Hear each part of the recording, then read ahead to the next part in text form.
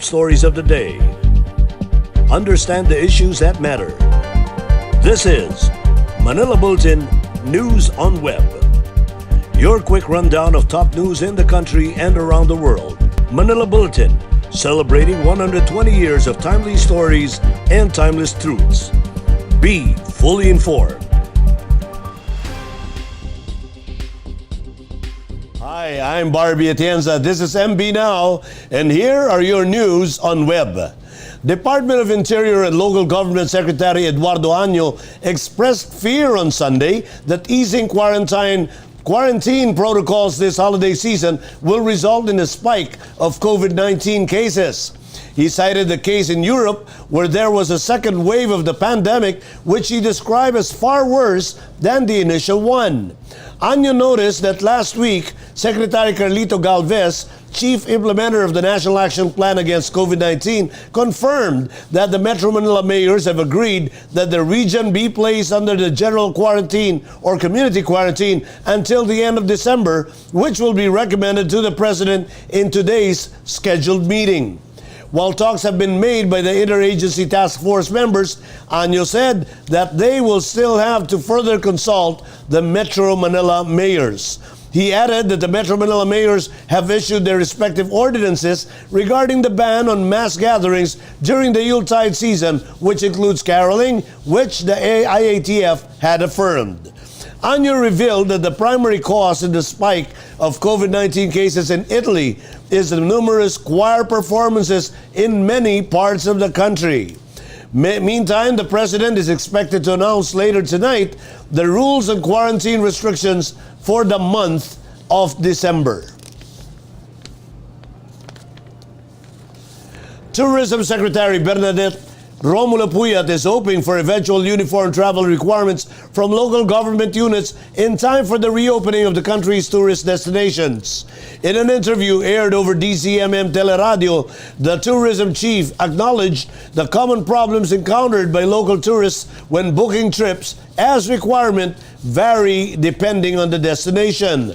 Baguio City, Ilocos Norte, Ilocos Sur, Palawan, and Siargao Island were the major tourism sites that recently reopened to local tourists, but Puyat emphasized that the LGUs in these areas are the ones determining the necessary travel requirements. Boracay, on the other hand, falls under the jurisdiction of the Boracay Interagency Task Force, where she is a co-chair. While Baguio is now piloting antigen testing as a substitute requirement for travel than the costly yet gold standard reverse transcription polymerase chain reaction, Ilocos Sur, on the other hand, requires both negative results for antigen and RT-PCR. There were also differences on the time of the test before travel policy. But Puyat said LGUs are just being careful with the reopening, noting that elected local officials should be respected as they are the ones responsible if any outbreak occurs. Vice President and Opposition Leader Leni Robredo on Sunday urged the administration to take the country's low COVID-19 resilience ranking as a way to improve its response efforts. US-based company Bloomberg ranked the Philippines 46th out of 53 countries when it came to handling the health crisis. This was based on 10 key metrics: mortality rate, testing capabilities, community mobility, and vaccine supply agreements, among others. Presidential spokesperson Harry Roque refuted this assessment by saying it was inaccurate and the government managed COVID-19 very well with a low mortality rate. The Philippines ranked lowest among Asian countries on the list, which includes economies worth more than $200 billion. It beat only 7 countries: Iran, Colombia, Czech Republic, Belgium, Peru, Argentina, and Mexico. Sana yung mga ranking na tulad nito, ginagamit natin para mapabuti. Tama. Ginagamit natin para mapabuti yung response kasi hindi pa naman huli. Alam ko, Eli, ang dami namang agencies, ang dami sa IATF, ginagawa yung lahat na makakaya nila para ayusin ito. Pero tingin ko kasi mali yung response. dapat sana yung response, bakit tayo number 46? Saan ba tayo nagkulang? Tama. Pag nakita natin kung saan tayo nagkulang, hanapan natin ng, di ba? Hanapan natin ng paraan kung paano tayo nagkulang. Hindi sasabihin natin, ay dahil mababa tayo, mali yan. Kasi ang husay-husay natin. President Duterte has encouraged the nation to draw inspiration from revolutionary hero Andres Bonifacio's courage and determination in facing challenges such as the coronavirus pandemic and building the country's better future. According to the President, Bonifacio sparked the fires of a revolution that awakened the nation in fighting for its rights and building the nation. The President did not attend the Bonifacio Day ceremony held in Caloocan City on Monday. His pre-recorded message instead was aired during the commemoration that was carried live on state television.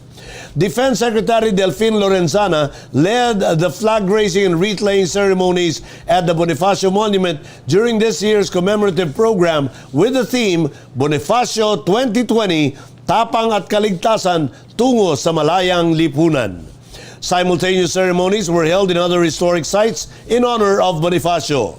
Bonifacio, born of poor parents in Tondo, Manila on November 30, 1863, worked as a messenger and warehouse man before getting involved in the revolution against the Spanish colonial rule.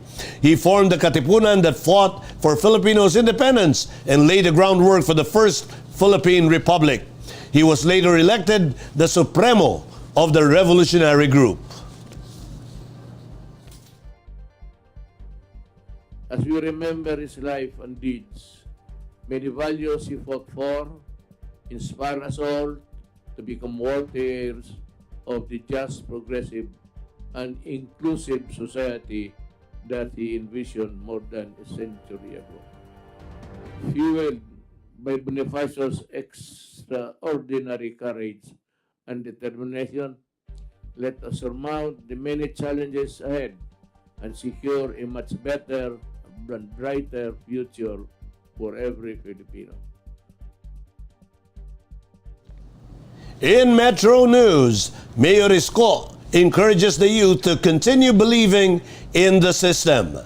Pasig Barangay distributes ATM cards to scholars. And Valenzuela does away with Christmas decors in parks. More from this report. Manila Mayor Francisco Isko Dumagoso has enjoined the youth to continue believing in the system that the government has established, as what our national heroes would probably tell us if only they are alive. Amidst criticisms against government officials in the time of pandemic, Dumagoso said the youth must keep faith in the system that was built by the government, which was elected by people and which was elected by every Filipino. The mayor also encouraged the youth to remain vigilant and be critical of their government and social issues. The use of arms and resorting to violence, Mayor Isko said, are not necessary in fighting for their cause. Citing his experience, Mayor Isko said it took him 21 painstaking years before he could implement things as mayor of Manila.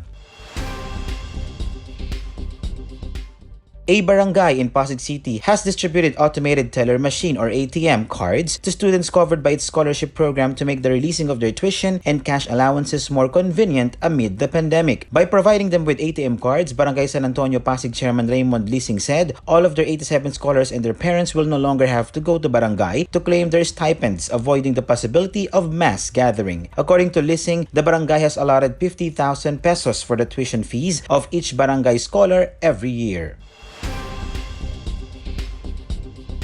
As the Christmas season nears, Valenzuela City Mayor Rex Gatchalian announced that they will not be putting up Christmas trees and other decorations in the city's park amid the coronavirus pandemic. In a Facebook post Saturday night, Gatchalian explained that he does not want to encourage gatherings by setting up new attractions as long as the threat of the deadly disease is still there. The Valenzuela mayor said he wants the city government's effort to focus on the COVID-19 response. Doing away with decorations this year is also in keeping with the times, as many people have fallen in difficult economic times as a result of health emergency, Gatchalian added, expressing hope that Christmas decorations would liven up the city in the next year's Christmas. Here are the top news in other parts of the country. Hundreds evacuated as roads and bridges are impassable in Cagayan, Isabela, and Quirino. African swine fever continues to threaten Nueva Vizcaya. And 34 militias and 278 NPA supporters surrender in Agusan del Norte. More from this report. At least 380 families were evacuated, while 11 roads and 21 bridges were rendered impassable in Cagayan, Isabela, and Quirino provinces as of Monday, November 30, due to continuous rainfall that caused flooding in several towns. Rescuers on Sunday preemptively evacuated 388 families in low-lying areas in Isabela and Cagayan as intermittent heavy rains caused rivers to swell anew. The 388 families, or 1,033 individuals, were transferred either to evacuation centers or their relatives' homes as they felt wary over the continuous rains brought by the cold frontal system. Meanwhile, water level at Magat Dam was reported at 189.55 meters above sea level, which was still below the spilling level of 193 meters and critical level of 197 meters.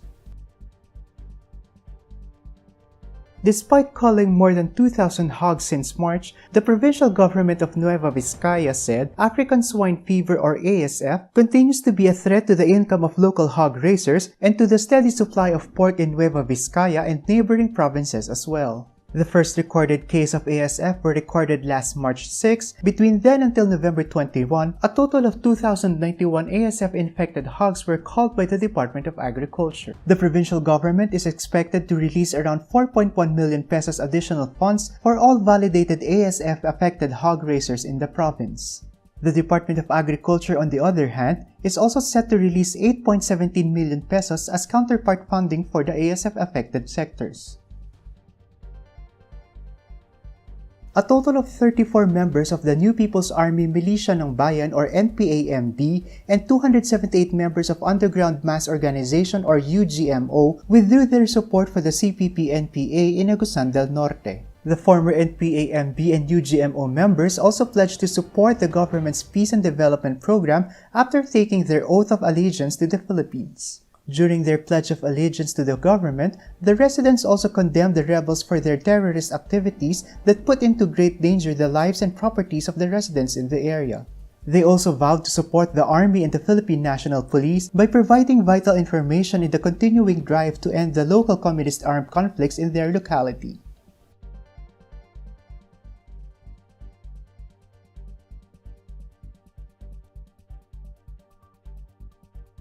Burn through Australia's Fraser Island. And streets are empty as Strasbourg switches on their Christmas lights. Let's watch this report.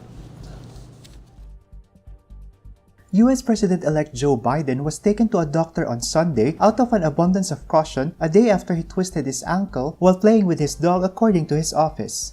Biden, 78 years old, suffered the injury on Saturday when he slipped while playing with Major, one of his 2 German Shepherds. Biden is to be sworn in on January 20, becoming the oldest president in US history. Biden officials said Major will be the first rescue dog to live in the White House. Authorities are battling bushfires that have been burning for weeks on Australia's holiday destination Fraser Island amid a heat wave.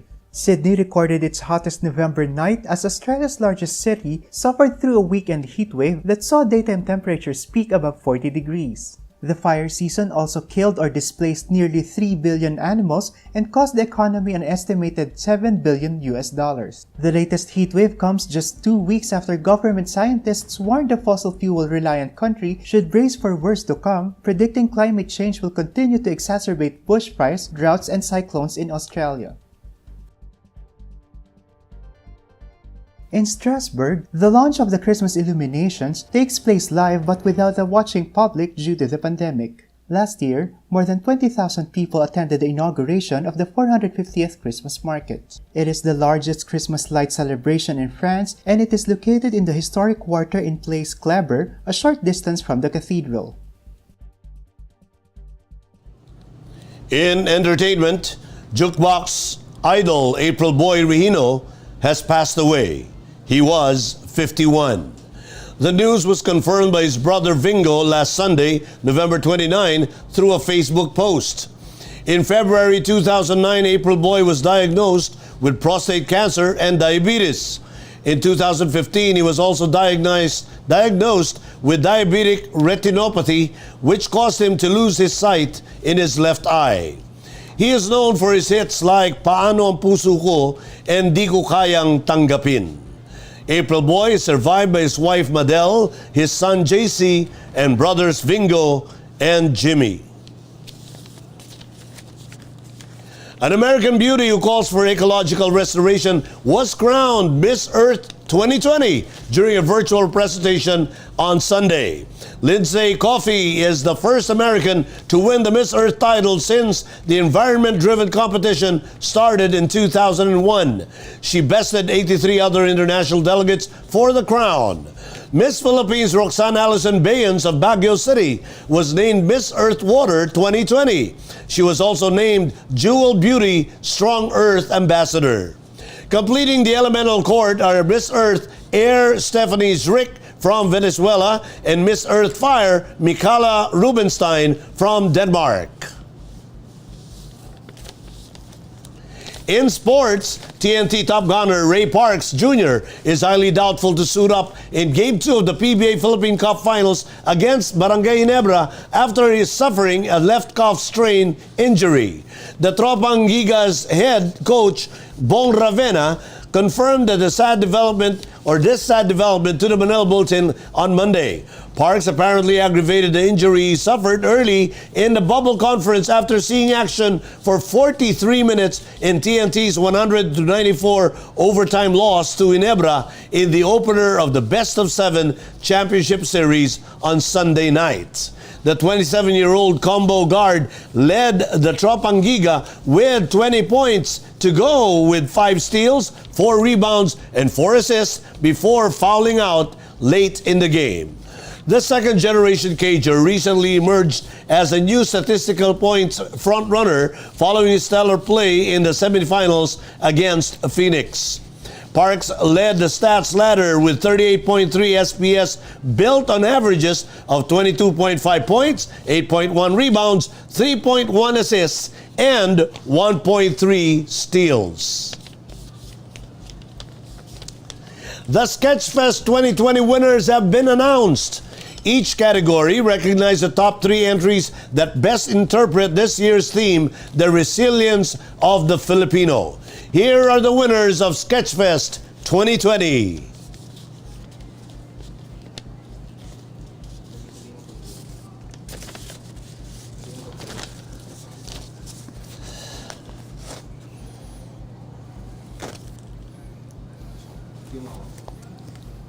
Oops.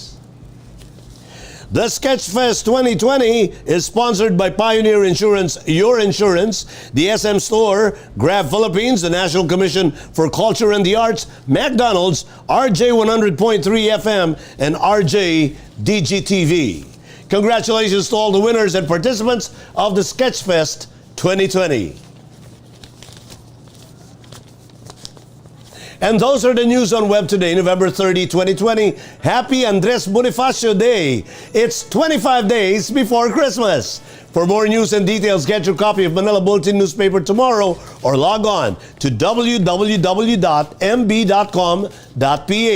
Or you may also subscribe to our newsletter through the link on this video's caption to have the day's latest news delivered to your inbox. I am Barbie Atienza for Manila Bulletin, celebrating 120 years of timely stories and timeless truths. Join us again tomorrow. This has been MB Now. Be fully informed.